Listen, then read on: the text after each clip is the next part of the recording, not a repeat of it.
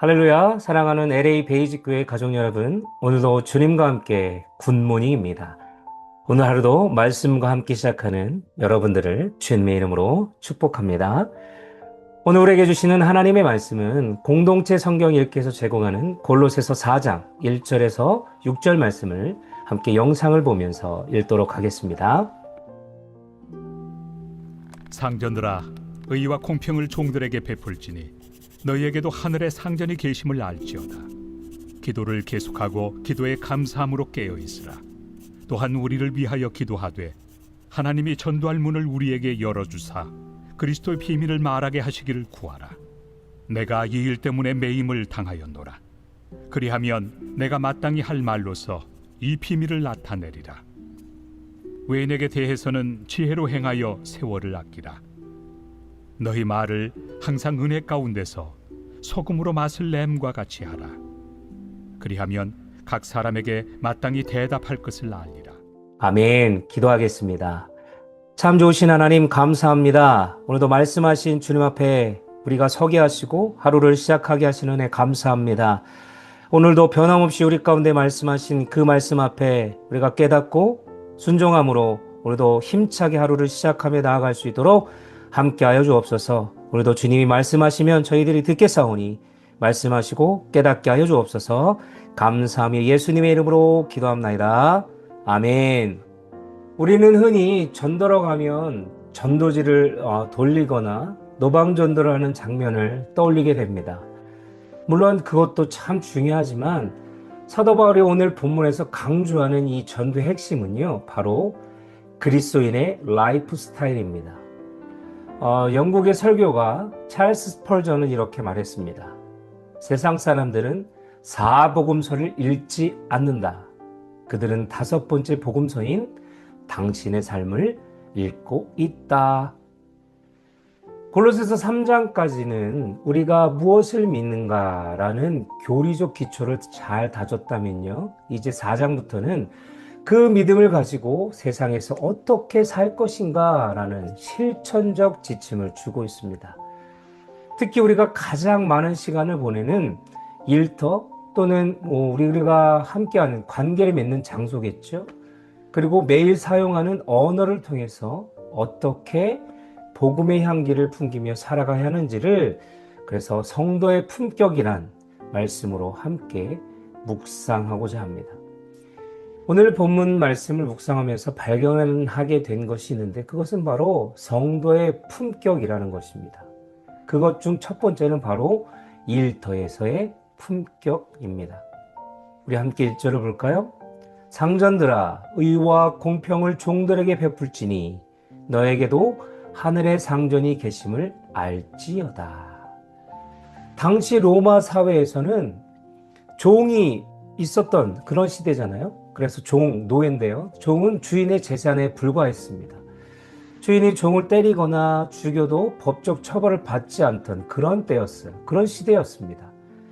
그런 시대적 배경 속에서 바울은 주인에게 의와 공평을 베풀라라고 말씀합니다. 당시 있을 수 없는 가르침이지요. 바울이 제시하는 기준은 사회적 간섭이 아니라 하늘의 상전, 즉 우리 하나님이라는 것입니다.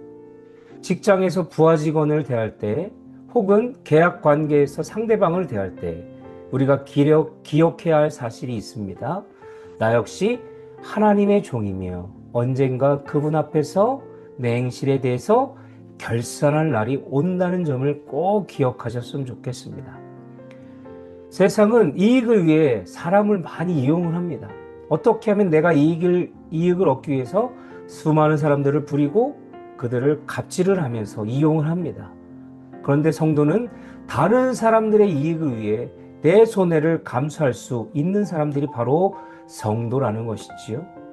나니까 이만큼 챙겨주는 거야 라는 생각이 아니라 하나님께서 보시기에 정직하고 공정한 대우를 하고 있는지 끊임없이 우리 스스로에게 질문을 던져야 할 것입니다. 여러분, 우리가 잘 알고 있는 아브라함 링컨 대통령은요, 자신을 교활한 광대라고 비난했던 에드윈 스탠턴을 국방장관으로 세웁니다. 주변에서 그를 다 만류했어요. 안 됩니다. 그렇게 만류하자 링컨은 그가 나를 비난한 것보다 그가 이 나라에 필요한 능력을 갖췄다는 사실이 더 중요하오라고 이렇게 말했다라는 것이지요. 링컨은 자신의 그 감정보다 공의를 앞세우고 결국 스탠턴은 링컨이 암살당했을 때 여기 인류 역사상 가장 완벽한 통치자가 누워있다라며 눈물을 흘리기까지 했다라는 것입니다. 그렇습니다. 그리스도인은 바로 이런 삶을 살아가야 하는 것이죠. 또한 이런 삶이어야 합니다. 나의 만족과 유익보다 다른 사람들을 위해 그리고 공동체와 나라의 유익을 위해 기꺼이 내 것을 내려놓을 수 있어야 한다는 것이지요. 두 번째로 영적인 품격을 가져야 합니다. 2절을 보겠습니다. 기도를 계속하고 기도에 감사함으로 깨어있으라. 세상에서 품격 있게 살고 싶지만 현실은 어떻습니까? 녹록치 않습니다. 제가 일을 하다 보면 다 그런 것은 아니겠지만 무리한 고객을 만날 때가 있습니다. 이럴 때 참 제 마음이 무너지는 것 같아요. 왜 잘못도 안 했는데 내가 이런 수모를 당할까? 이럴 때 우리는 바울의 가르침에 귀를 기울여야 합니다. 기도를 계속하라. 이 기도를 계속하라는 이 기도 처방전을 사도 바울은 오늘 말씀을 통해서 가르쳐주고 있는 것입니다. 계속하라 라는 말은 습관적인 반복이 아니라요, 전념하라는 뜻이에요. 그래서 파수꾼이 성벽 위에서 졸지 않고 깨어 있듯이 성도는 영적으로 어떻게 해요? 깨어 있어야 한다는 것입니다. 그리고 기도가 원망이나 요구로 변질되지 않도록 돕는 것이 바로 우리의 감사입니다. 기도는 요구사항을 나열하는 목록이 아니죠. 감사라는 필터를 통해서 세상을 보는 훈련이기도 합니다. 고난 중에도 감사를 고백할 때 우리의 영적 시야가 온전하게 바르게 교정되어 갈 것입니다. 바울은 자신을 위해 기도해달라고 부탁을 하지요. 그런데 기도의 제목이 놀랍습니다. 감옥에서 나에게 해달라는 것이 나가게 해달라는 것이 아니라 복음을 전할 문을 열어주옵소서라는 기도 제목이에요. 우리 같았으면 바로 이 감옥에서 빨리 나가게 해주세요라고 요청을 했을 텐데 사도 바울은 그렇지 않았다라는 거죠. 복음을 전할 문을 열어달라고 했다라는 것입니다. 우리의 기도가 나의 안위에서 내가 잘 되고 잘 먹고 잘 사는 것에서 하나님의 나라로 확장되어질 때 성도의 품격 있는 삶을 살아가게 되는 것입니다. 아무쪼록 성도는 영적으로 깨어 있어서 영적인 품격을 저와 여러분들이 소유하시기를 주님으로 간절히 축복합니다. 세 번째로 대화의 품격입니다. 6절을 볼까요? 너의 말을 항상 은혜 가운데서 소금으로 맛을 냄과 같이 하라. 드디어 바울은 성도의 입술에 대해서 말하고 있습니다. 5절에서는 믿지 않는 사람들, 외인들을 대할 때 이야기를 하고 있고요. 그들을 대할 때 지혜롭게 행동하며 복음의 기회를 사라고 권면하고 있으면서 6절에서는 구체적인 그들 앞에 나갈 때 대화법을 가르쳐주고 있다는 것이죠. 여러분, 헬라어로 은혜라는 단어에서는 친절함과 매력을 포함하고 있습니다. 그래서 그리스도인의 말은 가지도 친 비난의 말이 아니라 정말 듣는 사람의 마음을 어떻게 편안하게 하는 그런 매력이 있어야 한다는 것이지요. 우리는 지난주와 이번 주 이제 임원교육을 할 텐데, 그때 지난주에 임원교육 때 임원이 갖춰야 할 태도를 제가 나누었습니다. 잘 듣고 경청이죠. 그 다음에 잘 살피고 잘 말해야 한다라고 나누었습니다. 이게 어디 임원뿐만 해당되는 것이겠습니까? 우리 예수님을 믿고 따르는 우리 모든 크리스찬들에게도 분명히 저는 필요하다는 것입니다. 서로 말하고 대화를 나눌 때 잘 들어주는 것, 그리고 상대방이 어떤 마음인지 잘 살피고 잘 말해야 하는 것입니다. 여러분, 소금을 한번 생각해 볼까요? 소금은 어떤 역할을 합니까? 먼저는 맛을 내준다는 것입니다. 소금이 들어가지 않는 음식은 싱겁습니다. 성도에 대하는 허무한 농담이나 비속어가 아니라 나쁜 부정적인 말이 아니라 삶의 의무와 소망을 주는 그런 맛있는 대화를 나누어야 하는 것이지요. 다음으로 소금은 부패를 막아준다는 것입니다. 뒷담화와 비방이 가득한 대화 현장에서 성도는 소금처럼 그 부패를 막아야 합니다. 그 사람에게도 그럴 만한 사정이 있었겠지라는 따뜻한 마음을 품고 그런 말을 할 수 있는 그런 한마디가 공동체를 살릴 수 있다는 것입니다. 나를 내려놓고 상대방의 입장에서 한 번 더 생각해 보시기를 주님의 이름으로 간절히 부탁드립니다. 잠언 15장 1절에 보면 유순한 대답은 분노를 쉬게 하여도 과격한 말은 노를 격동한다. 그리고 에베소서 4장 29절 오직 덕을 세우는 데 소용되는 대로 선한 말을 하여 듣는 자들에게 은혜를 끼치게 하라. 우리 믿음의 사람들은 예수 그리스도를 믿고 따르는 크리스찬들은 바로 이런 대화를 이런 입술의 고백을 해야 한다는 거죠. 은혜를 끼치게 하라. 듣는 자들에게 은혜를 끼치게 하라. 이 믿음이 이 말씀의 고백이 저와 여러분의 삶의 고백이 되기를 주님의 이름으로 간절히 축복합니다. 말씀을 마치겠습니다. 사랑하는 여러분, 품격 있는 그리스도인으로 살아가시길 간절히 부탁드립니다.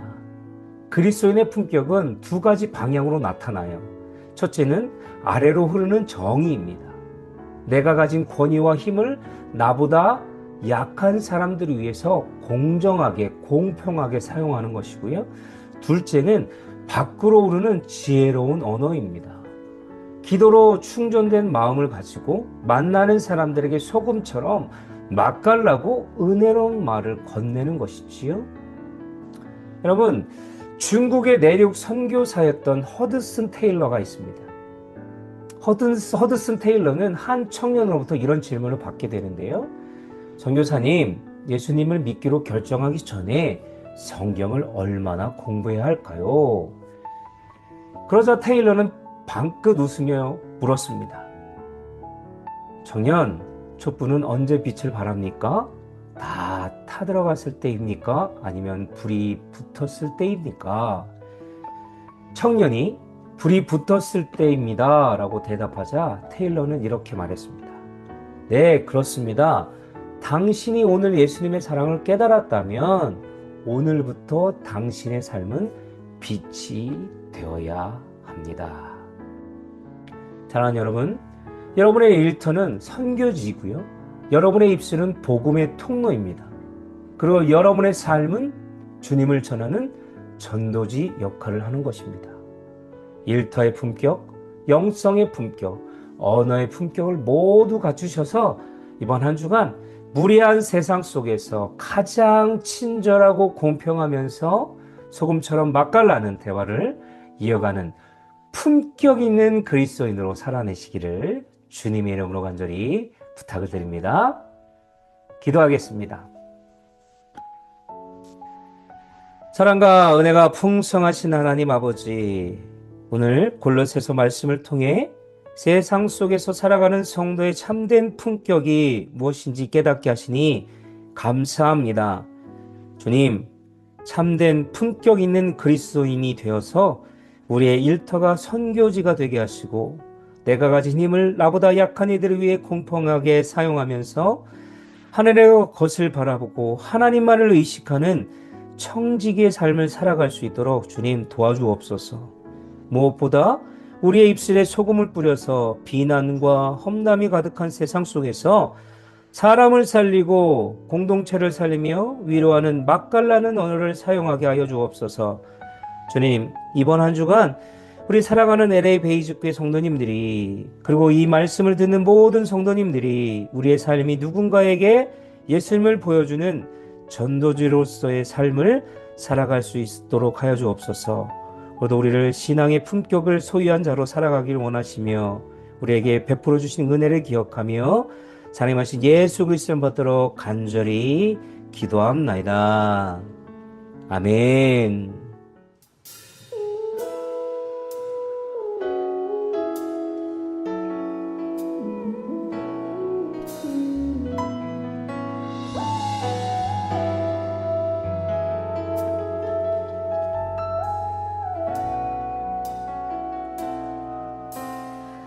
당신은 하나님의 사랑, 그 아들 주시기까지 사랑한 소중한 존재.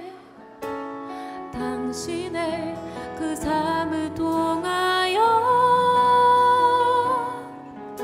주님의 사랑 세상이 알리.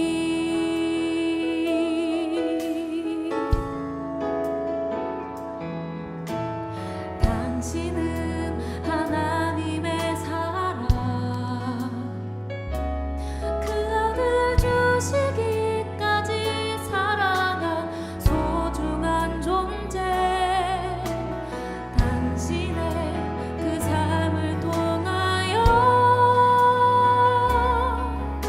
주님의 사랑 세상이 알리. 세상은 그 사랑, 세상은 그 사랑 모른다 해도, 세상은 그 사랑 조롱하여도, 당신 안에 감추인 보석 같은 사랑, 당신을 통해 빛나게 되리. 당신은 하나님의 사랑, 그 아들 주시기까지 사랑한 소중한 존재. 당신의 그 삶을 통하여 주님의 사랑 세상이 알리. 네, 이 시간 우리 옆에 분들에게 함께 축복하면서요, 당신은 하나님의 사람입니다, 이렇게 또 축복했으면 좋겠습니다. 네.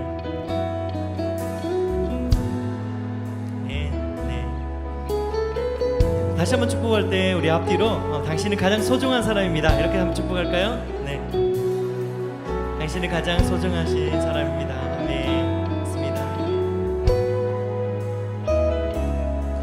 우리 이 마음 가지고 함께 하나님의 사랑으로 축복하면서 고백합니다. 세상은 그 사랑 모른다 해도, 세상은 그 사랑 모른다 해도,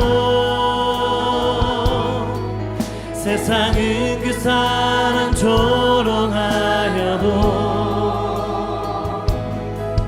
당신 안에 감추인 보석 같은 사랑, 당신을 통해 빛나게 되리. 당신은 하나님의 사랑, 그 아들 주시기까지 사랑한 소중한 존재. 당신의 그 삶을 통하여